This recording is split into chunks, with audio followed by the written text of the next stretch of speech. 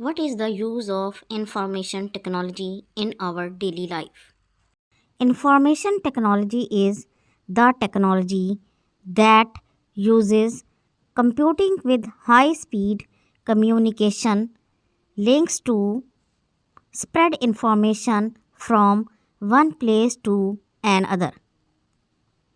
The interconnection of computers enable people to send and receive information. The communication links are also used to communicate with different people in the world.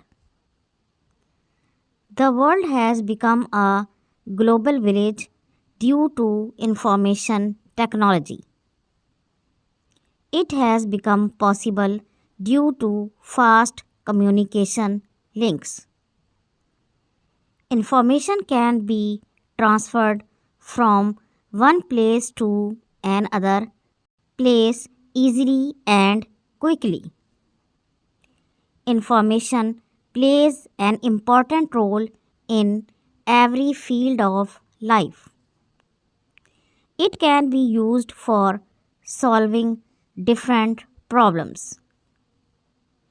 The latest information about medical field, he can use this information to cure different diseases.